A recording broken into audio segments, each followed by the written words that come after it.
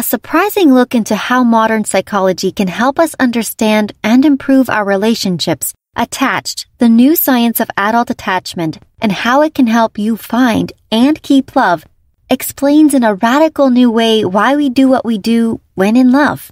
Amir Levine, MD, and Rachel S.F. Heller, M.A., believe that understanding adult attachment can change your entire dating outlook, changing how you filter dates and what you expect from your partner. By the end of this book, you'll develop a deeper understanding of attachment theory and learn the predetermined patterns of behavior every person has when it comes to romantic relationships, how those behaviors can help or hurt your relationships, and how to fix bad relationship behavior.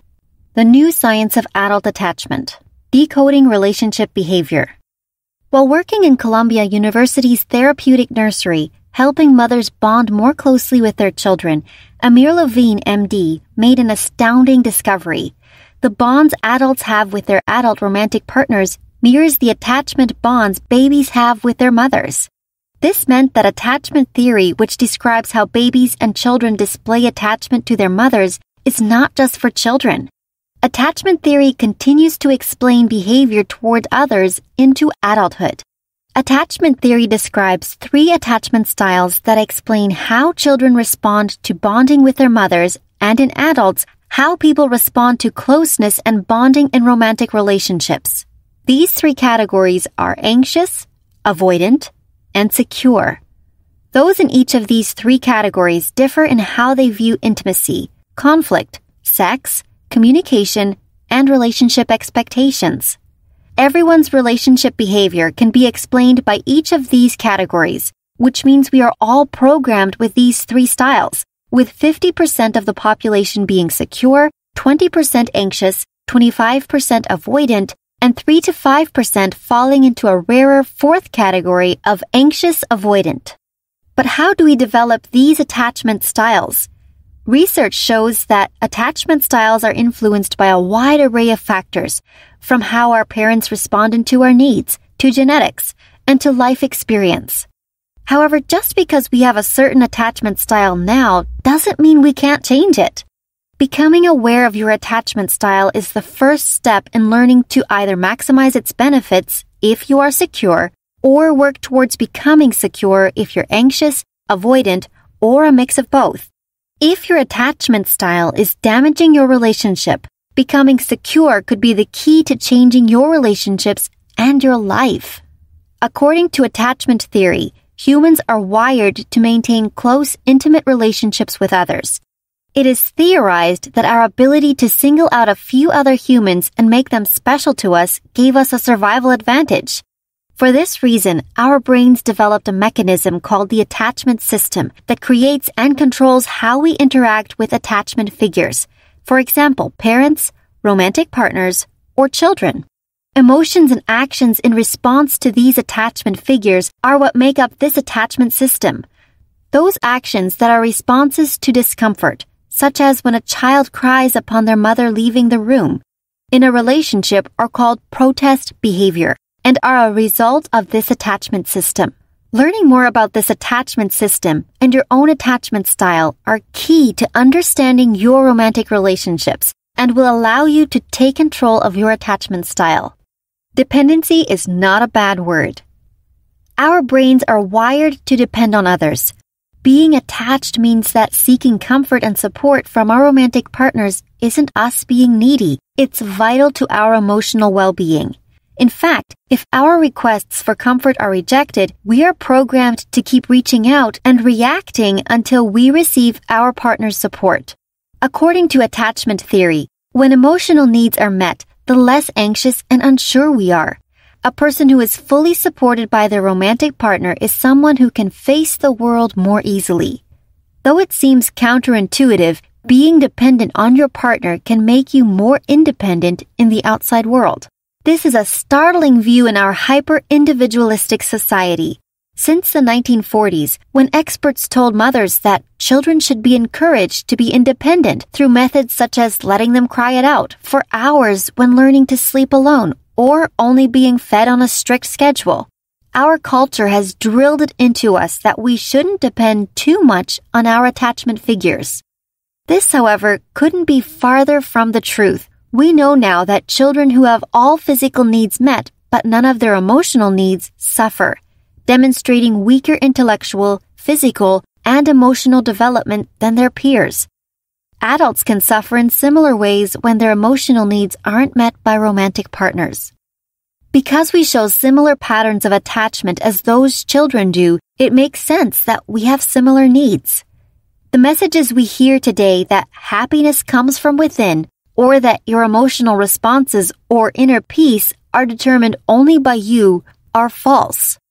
If your partner's actions actively damage your feelings of security or comfort, you aren't codependent or weak for not being able to maintain your emotional stability.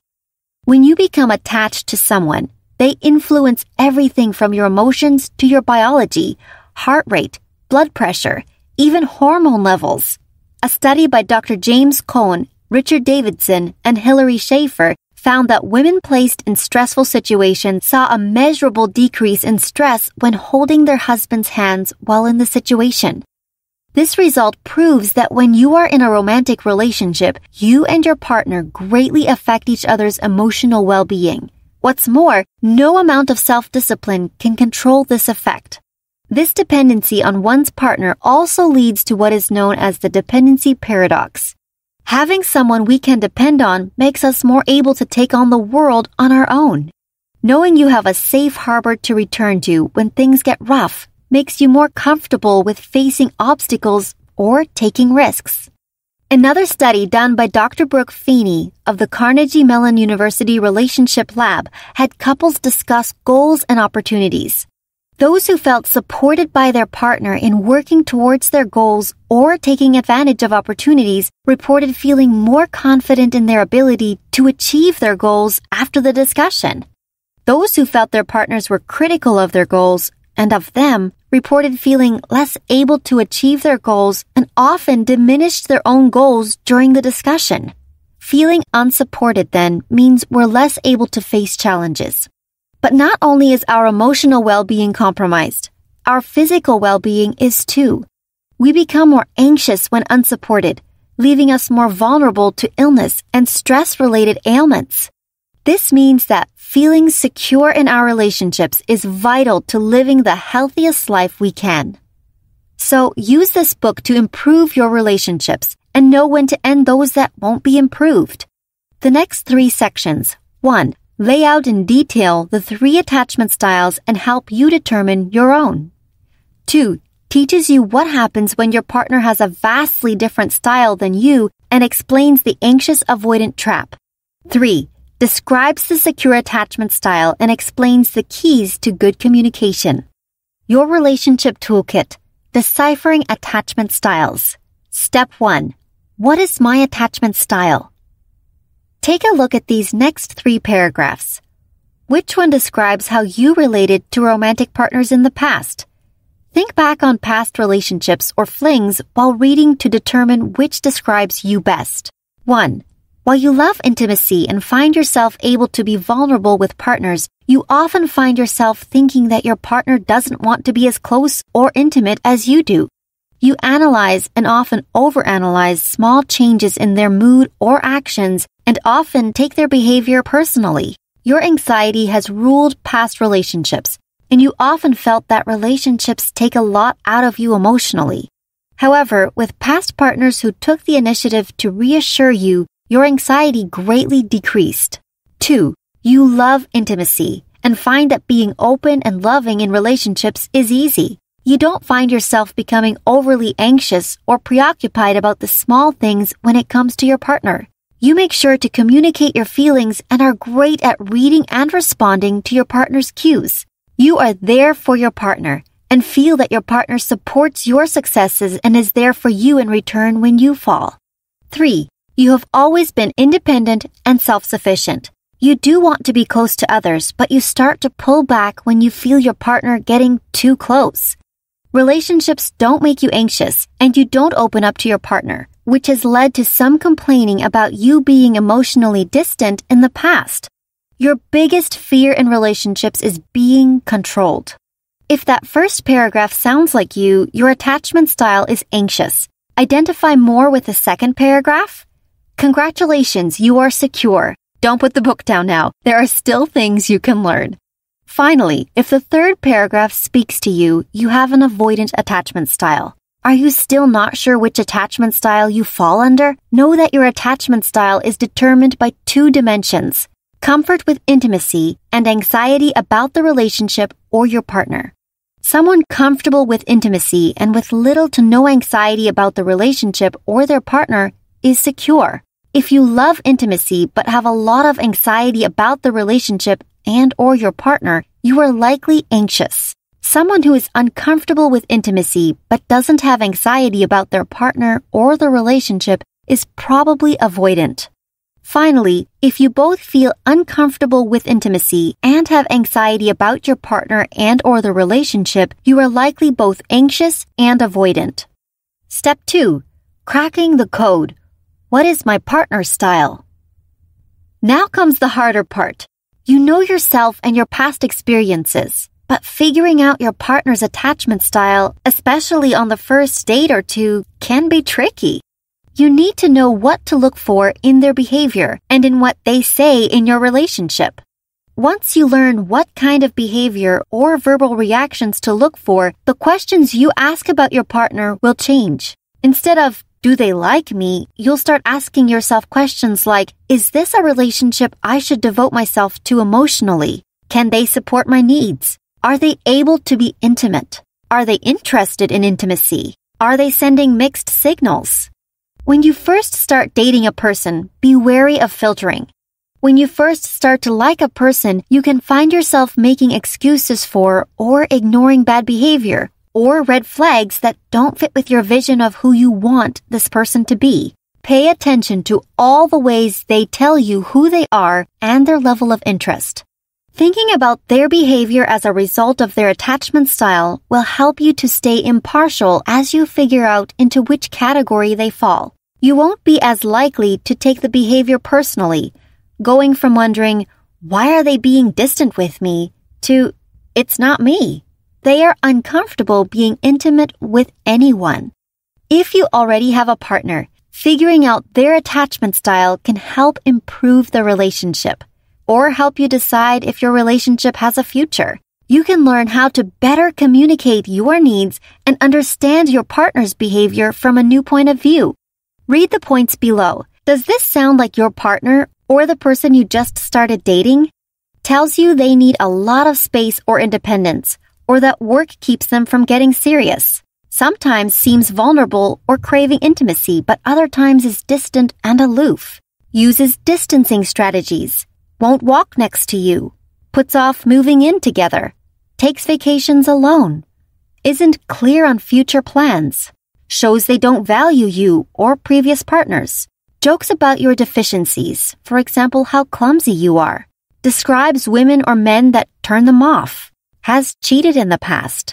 Keeps putting up strict boundaries well into the relationship. For example, you've never been over to their place after a few months of dating. Has an unrealistic or inflexible view of relationships or who they want to be with. Is deeply distrustful of your intent toward them. And has difficulty talking things out and can leave or go off instead of trying to reconcile. If these sound like your partner, they are likely avoidant. If not, take a look at the next few points. Is your partner reliable? Always meets when they say they will or calls when they say they'll call? Discusses plans and your preferences for outings, vacations, dates, and so on with you and cares about your feelings? Isn't inflexible in their view of relationships? Doesn't only want someone with a certain appearance? Has a flexible view on living arrangements? Doesn't believe all men or all women are the same or want the same things? Communicates well, lets you know how they feel, and is open to talking about relationship problems. Knows how to compromise. Isn't afraid of intimacy or commitment. Doesn't pull away when you try to get closer. Introduces you to his friends and family early in the relationship, and lets you know where you stand. Doesn't send mixed signals. If these points sound like the person you're dating, they are secure. Finally, if the above points don't sound like your partner, keep reading. Does this describe your partner? Wants a lot of intimacy, tells you about their relationship insecurities and is afraid of being rejected, isn't happy unless they're in a relationship, sends mixed signals or plays games to keep you interested, acts out instead of telling you what's wrong, has a hard time communicating their feelings, has trouble not focusing on themselves when in a relationship. For example, takes personally you being tired from work or you not being able to see them every time they want to see you, is afraid of ruining the relationship with small actions, such as calling too much, or feels the relationship takes a lot of work, is overly fixated on your relationship, calls or texts constantly or won't call or text first, tells every little detail of dates to friends when they return home, and is paranoid about you cheating on them, asks for passwords to or hacks into your phone, social media, email, and so on, always needs to know your exact location, and goes through your things looking for clues that you may be cheating. If these points fit your partner, they have an anxious attachment style. If you're still unsure which style your partner has, follow these 5 golden rules for determining attachment style. 1. Decide whether they seek intimacy or closeness. 2. Examine how much they fixate on the relationship and how much they fear rejection. 3. Don't look for one specific clue. Examine all behavior. 4. Assess how well they communicate. 5. Look at what they aren't saying or doing. The 3 attachment styles in everyday life. Living with a sixth sense for danger. The anxious attachment style. A study by Chris Fraley and Paula Nidenthal showed that those with an anxious attachment style are more in tune to others' emotional changes than those with secure or avoidant styles. Those with an anxious style were able to detect changes in a morph movie in which a face changed from a neutral expression to angry, happy, sad, and so on, and from those emotions back to neutral earlier than other attachment types. The caveat? Anxious people were also more likely to misinterpret emotions. In a second part of the study, waiting just a bit longer before reacting to the emotions gave them much greater accuracy in naming the emotions shown, a valuable lesson to those with the anxious attachment style. Don't be in a hurry to jump to conclusions. Wait for more information, and you'll be much more accurate in your readings of others. That need to react stems from what are called activating strategies. Those emotions and thoughts that impel you to become more intimate, emotionally and physically, with your partner. Until your partner responds to your activating strategies with support, you feel anxious and out of sorts. Learning how your attachment system functions can help you take control of your activating strategies and reactivity so that your activating strategies don't become more and more extreme if your partner doesn't provide the emotional and physical support you need. This ramping up of activating strategies in response to needs going unmet is called protest behavior. Protest behaviors are those behaviors designed to get your partner's attention and support and include but aren't limited to obsessively trying to get in contact, excessive calling, texting, pinging social media and email, waiting around places you know they'll be, waiting around for a phone call, giving them the silent treatment, ignoring them or refusing to speak with them, employing a tit-for-tat strategy, waiting the same amount of time that they took to text you to text them back, waiting for them to apologize first, acting aloof until they do what you want, making your partner jealous, reaching out to exes, pretending to be single when out, telling your partner about people who flirted with you that day, being antagonistic, leaving the room when they speak, rolling your eyes at things they say, acting bored while they speak. These minor behaviors can evolve into actual violence. Making threats about leaving them, trying to get them to stop you from leaving by telling them things like, "I don't think this will work," or "I think I'm better off without you," in the middle of arguments, or if things don't go your way. And manipulating your partner, playing games with them, sending mixed messages when you want attention. Protest behavior can cause you to do things that could jeopardize your relationship, and can continue even after the breakup, trying to get your ex's attention. However, being aware of your attachment system will help you to nip harmful protest behavior in the bud, a serious advantage for those with an anxious attachment style who are more prone to such behavior. Identifying attachment behavior is also important for anxious people because they tend to be attracted to those with an avoidant attachment style. Though they crave closeness, those with anxious styles often become addicted to the highs and lows that come from those with avoidant styles, repeatedly pulling away and then circling back in. Knowing about attachment styles can help the anxious avoid the avoidant. But there are a few more clues than those listed in previous chapters as to whether someone you're seeing is avoidant or secure. They tend to end relationships more often and get over partners quickly. Secure people don't date many partners before finding someone to settle down with and take much longer to get back into dating when a relationship ends. Avoidants avoid other avoidants. If you have an avoidant style, you should be on the lookout for someone who is secure. You need someone unafraid of closeness and who tells you where you stand. This helps keep your unhealthy protest behavior at bay, and as you learn you can depend on them, makes you feel secure. You need a partner you can depend on, and a secure partner will give you what you need. But doesn't that go against most dating advice? Should I really put that much on my partner? Common dating advice: don't appear too needy, play hard to get, let them set the tone of the relationship, is made to make you seem more attractive, but requires that you suppress your true feelings that will come out. You can't hide your true self forever, and you shouldn't need to with the right partner. So, how should an anxious person date? Follow these rules. 1. Know and recognize your intimacy or relationship needs. Be honest with yourself as to what you want. 2. Identify and avoid getting into a relationship with avoidant types early in dating. 3. Be your real self and communicate effectively. Don't be afraid of coming off as too needy in expressing your needs. 4. Remember that while there are a large number of avoidants in the dating pool, there are plenty of fish in the sea, meaning a good, secure partner is out there. 5. Actually date secure people. You might, especially if you've had relationships with avoidance, be used to the highs and lows that come with mixed messages. Stability may be boring at first, but give it a chance. Final caveat: don't stereotype. Men can be open and secure, and women can be aloof and avoidant. People of both genders can be avoidant, anxious, or secure. Attachment styles don't fall along gender lines. Keeping love at arm's length.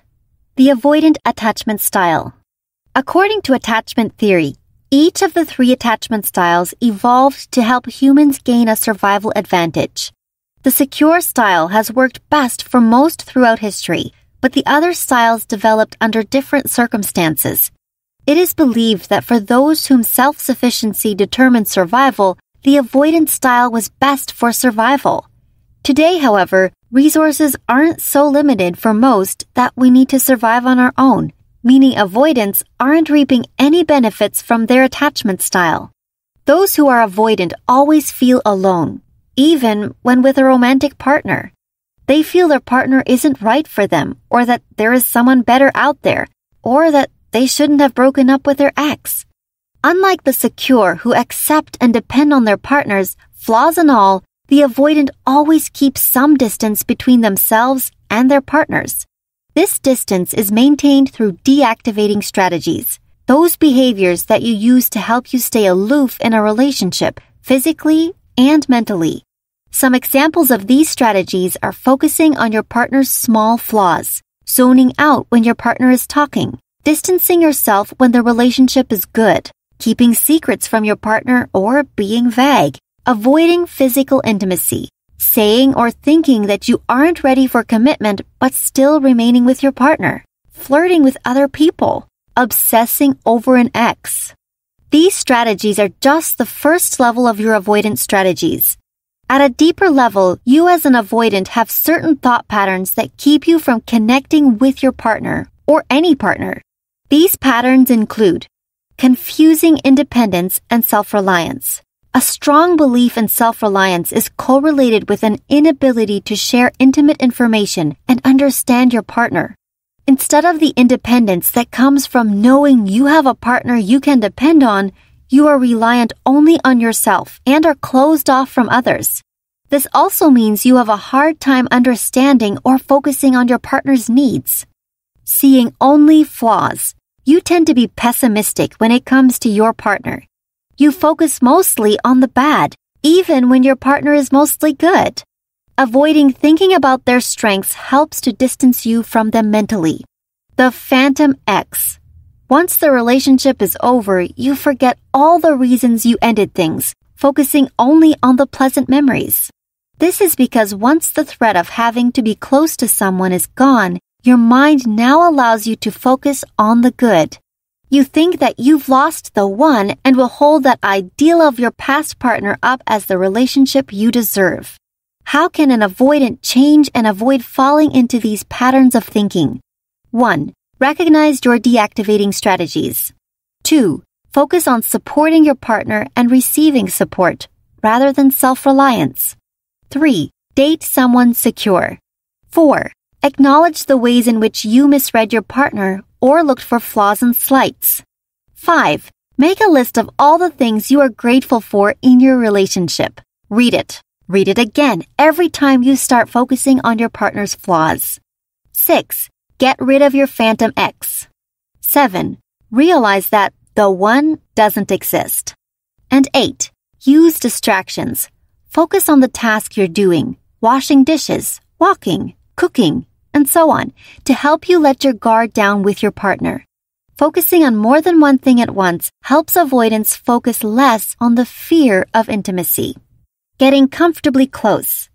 The secure attachment style. According to research, the secure attachment style is highly correlated with relationship happiness. In fact, it's one of the best predictors of a high level of happiness within a relationship. Even when a relationship only has one secure partner, the level of happiness is the same as when both partners are secure.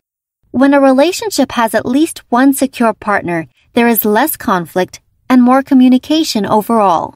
This is because those with a secure attachment style don't see their partners as a threat.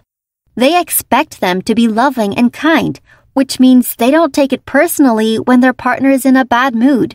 They know foul moods are likely the result of outside forces. For this reason, secure people are great at resolving conflict, accepting criticism and reconsidering points of view, being straightforward, intimacy and respecting of boundaries, forgiveness, combining sexual and emotional intimacy, treating their partners well, improving their relationships, and caring for their partner's well-being. Why are secure people so great at relationships? For the same reason others are anxious or avoidant. A mix of genetics, life experience, and attachment figures in early life. There is no single source of one's attachment style.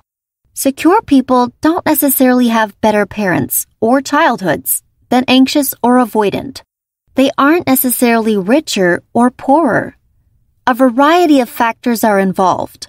But for those who aren't naturally secure and want to be that secure base for their partner, there are ways in which you can take from the secure playbook. Support your partner without interfering. Allow them to take risks or work toward goals without taking control, but be there when they need you for emotional support.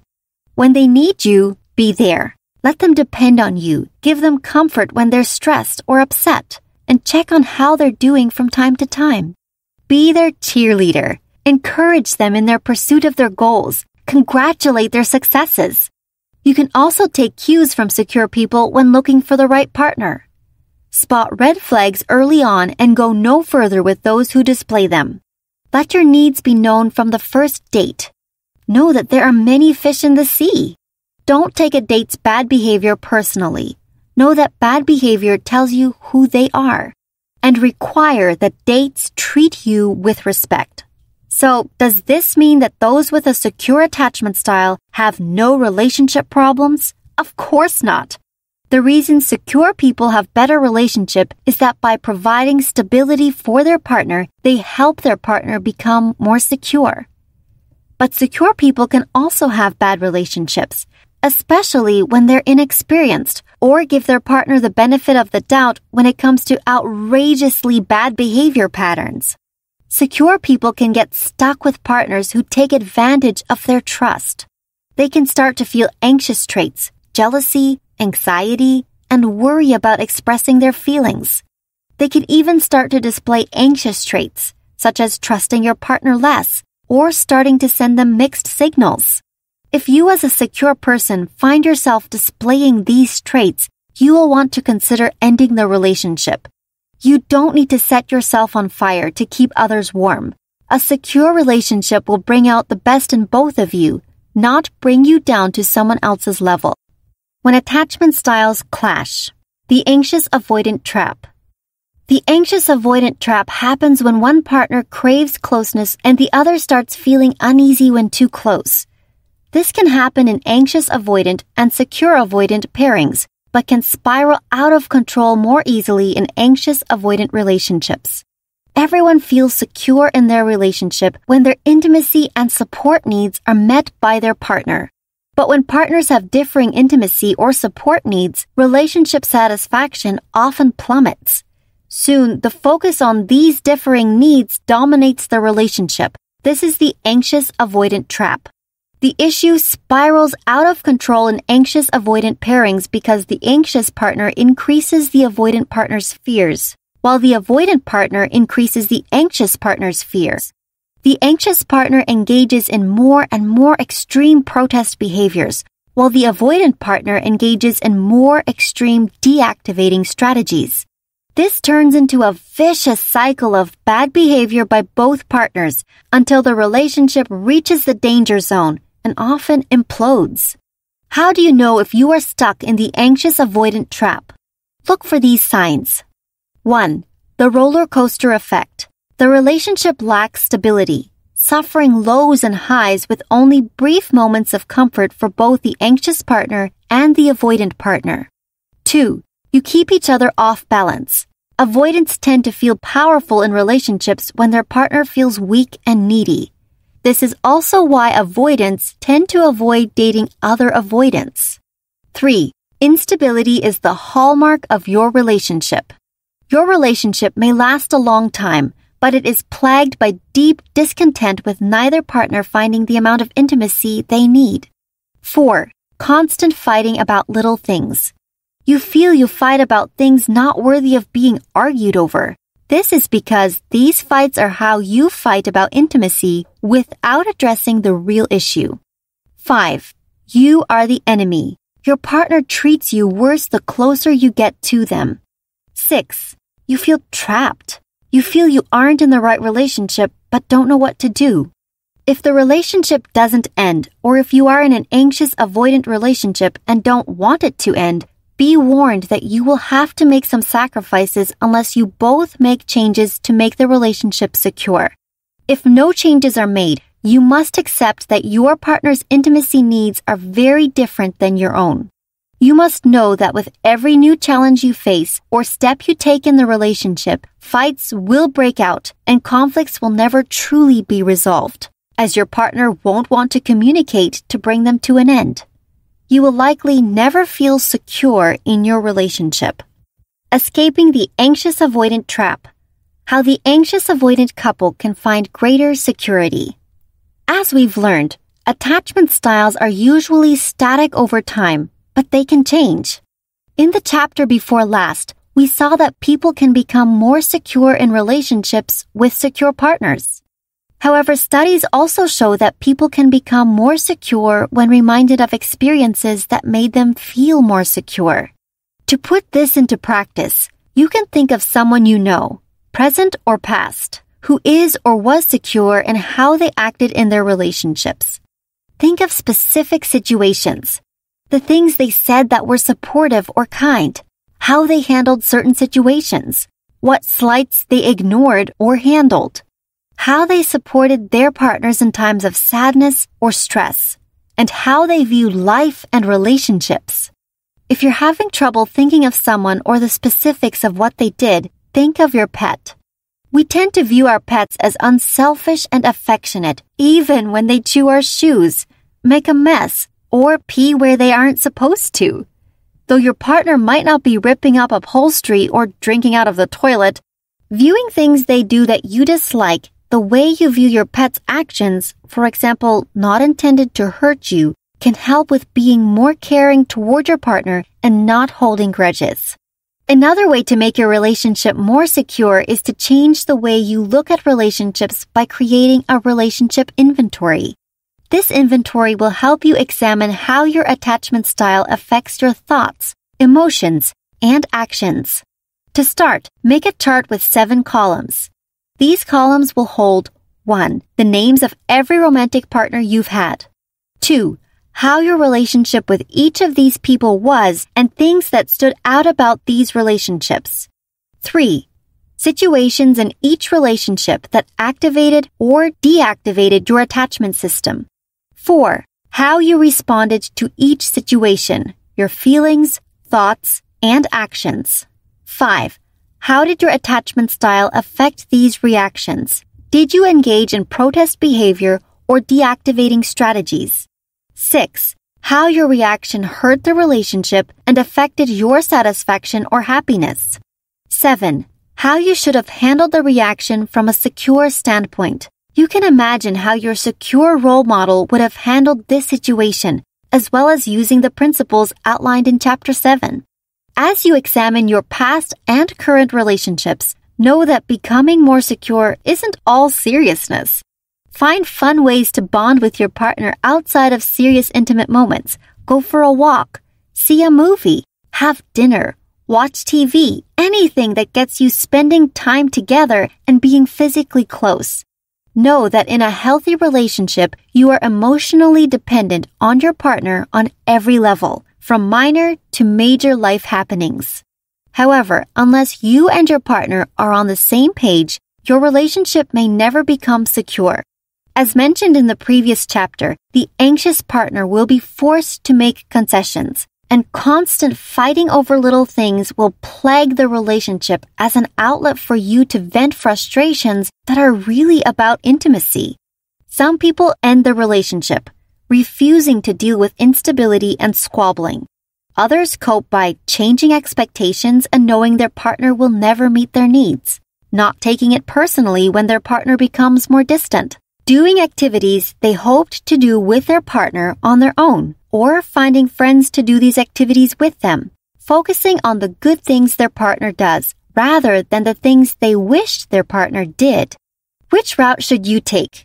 Should you end the relationship or make do? If your relationship is young, you should cut ties and continue your search for a secure partner. However, if you have been in a relationship for a long time and don't want it to end, you may feel that lowering your expectations is the way to go. Just know that your satisfaction will be lower if you remain in this relationship than it would be in a relationship with a secure partner. Also, be warned that your differing intimacy needs can cause the relationship to worsen over time, even with your lowered expectations, as you'll see in the next chapter. When abnormal becomes the norm. An attachment guide to breaking up. A shocking example of the anxious avoidant trap, Marsha's relationship with Craig was anything but a whirlwind romance. It was a storm that often left Marsha feeling off balance.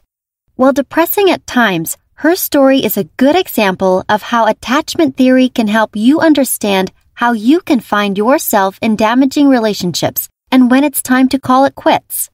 Marsha and Craig met in college, where they shared a major.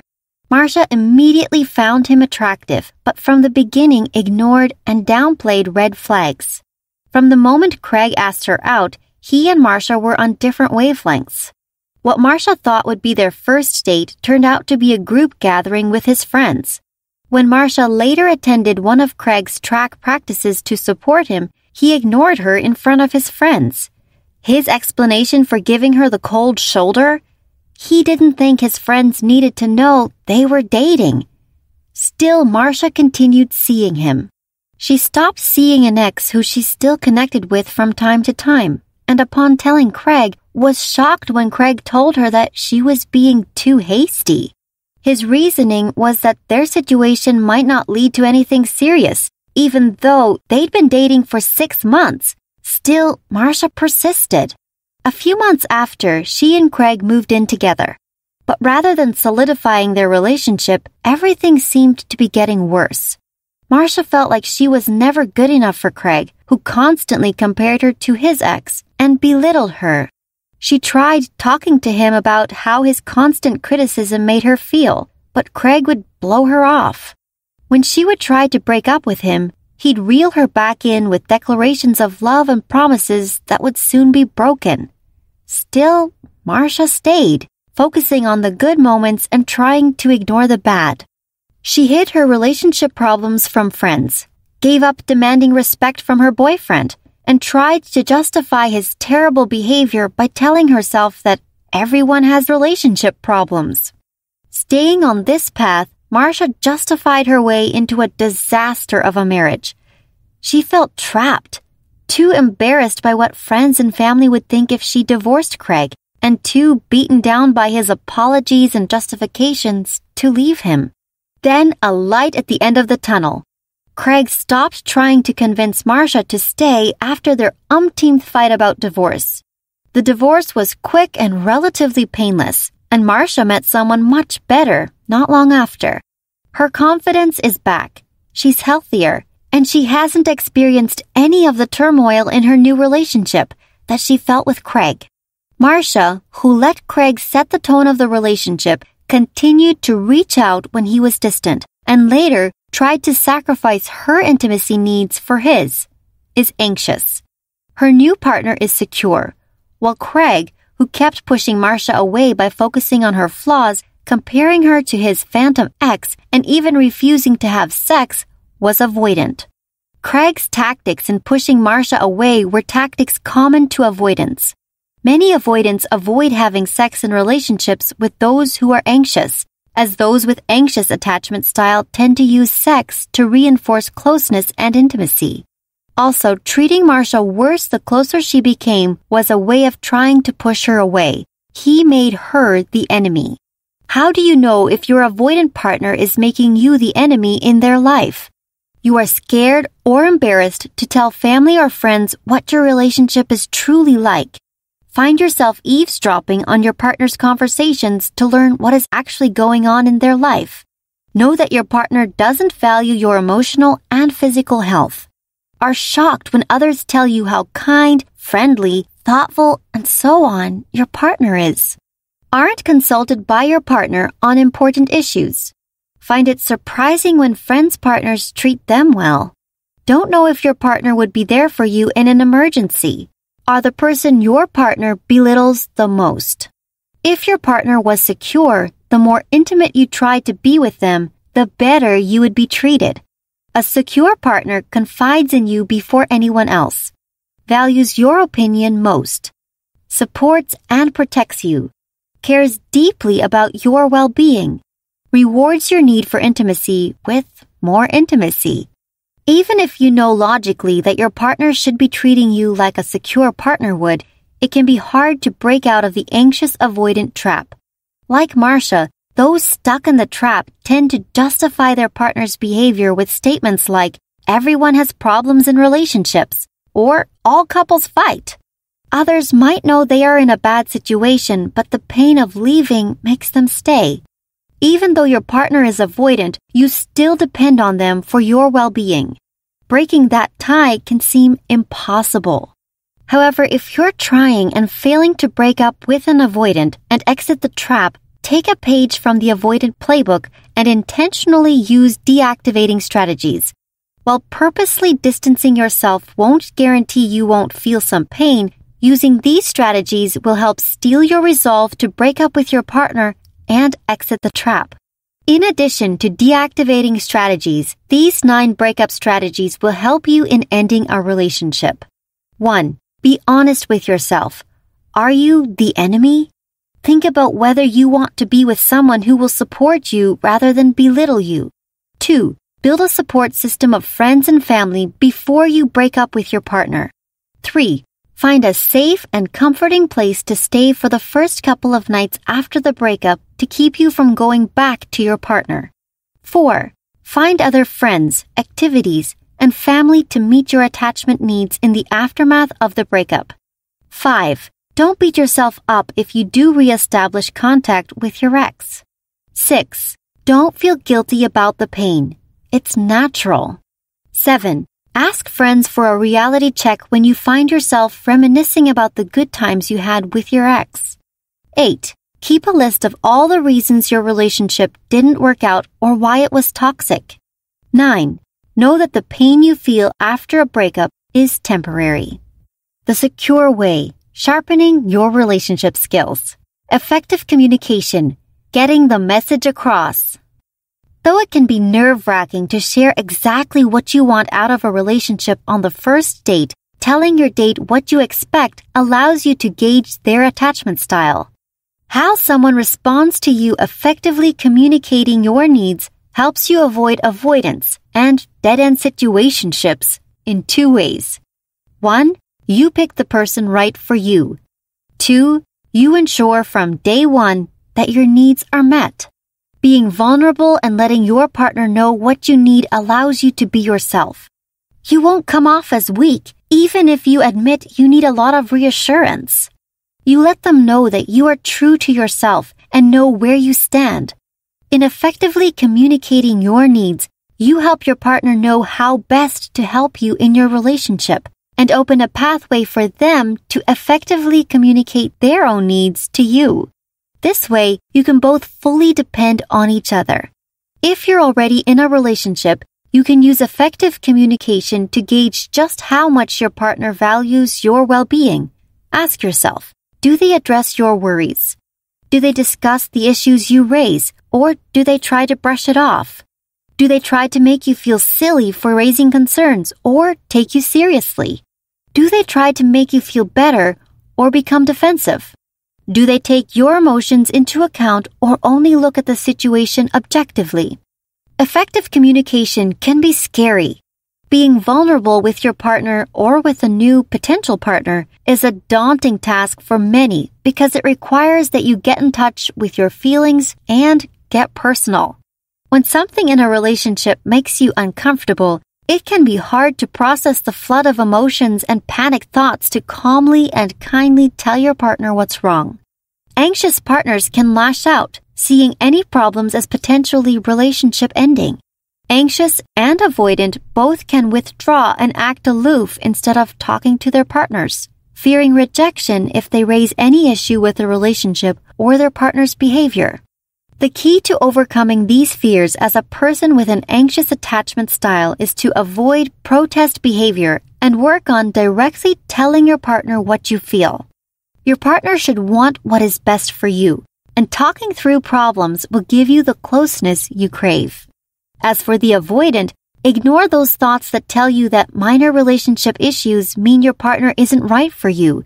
Thinking you need to move on and find the one who will read your mind is a deactivating strategy. Acknowledge that you, as an avoidant, need your space and learn to effectively communicate that need to your partner. This will help alleviate their worries about intimacy in the relationship and can prevent you and your partner from falling into the anxious avoidant trap. So the question becomes, when exactly should you use effective communication? As your relationship becomes more secure, you won't need to bring up issues often. But in the meantime, know that you should effectively communicate your needs to your partner if you feel anxiety in the relationship and start wanting to engage in protest behavior. You have an avoidant attachment style. Talk through those rising feelings that make you want to distance yourself or, worse, bolt. In communicating effectively with your partner, remember these 5 principles. 1. Be completely honest about your emotions. 2. Make your needs known without belittling or being overly critical of your partner. 3. Be specific about what it is that makes you uncomfortable. 4. Don't sling blame or focus on their shortcomings. 5. Be firm and don't apologize for your needs. Working things out. 5 secure principles for dealing with conflict. Contrary to popular belief, a good relationship doesn't guarantee fewer conflicts. However, good relationships tend to have a different type of conflict than struggling relationships. Good relationships tend to have bread and butter conflicts, those minor differences in opinion that can cause some friction, such as minor tiffs over where to eat dinner, how high to turn up the heat, or what movie to watch. In a secure relationship, these fights don't escalate. Secure people know how to handle such minor conflicts and compromise. They instinctively know the 5 principles for resolving conflict. 1. Keep your partner's well-being in mind. We often go into arguments wanting to win, not wanting to find a resolution. But as we've learned from attachment theory, our partner's happiness affects our own. While arguments happen, we don't want to hurt our partner in making our voice heard. 2. Focus on the problem, not on retaliating. By understanding their partner's point of view and fears, secure partners know how to address those worries instead of escalating conflict by lashing out if they feel attacked. 3. Be specific in defining the conflict. Don't disparage your partner, and don't drag the conflict into other areas of the relationship or daily life. Keep your argument focused on the topic brought up, rather than widening the scope of the fight and escalating. 4. Be willing to talk it out. Those with anxious and avoidant attachment styles can avoid talking through conflict due to fear of rejection or retaliation. But only by remaining and discussing the issue can you and your partner know and be attuned to each other's needs. 5. Use effective communication. By calmly and straightforwardly talking about the conflict and refraining from harsh judgments or cruel comments, you and your partner understand each other much better, rather than trying to read each other's minds. Unlike anxious or avoidants who fear rejection, secure people know that handling sensitive issues or conflicts are part of a relationship, and keep in mind several truths during fights. Expressing your worries keeps them from controlling your behavior. A fight is not a deal breaker in a relationship. Don't assume your partner's moods are due to your behavior. Trust your partner's concern for your well-being. Don't expect your partner to read your mind, and don't think you can read your partner's mind. Relationships take work, but that shouldn't scare you. A good relationship can be one of the most rewarding experiences in life. Even so, most don't know what it takes to make a good relationship. We follow popular dating advice, rife with misconceptions such as everyone has the same intimacy needs. False. As you've learned in the previous chapters, different attachment styles need differing levels of closeness in a relationship. Marriage and staying married is the most important goal in life. False. An unhappy relationship due to mismatched attachment style is much worse for your health than no marriage at all. If you're in such a marriage, don't feel guilty for wanting to leave it. We alone must take care of our emotional or intimacy needs. False. Our partners should care about our emotional and physical well-being. As we now know, our partners have a huge effect on our mental, emotional, and physical health. So if you are searching for a partner or currently in a long-term relationship, remember, 1. Your intimacy needs are valid. 2. You shouldn't feel guilty for depending on your partner. 3. A relationship should make you feel more secure and boost your confidence. 4. Be your true self in dating and relationships. Don't play games or pretend to be someone else.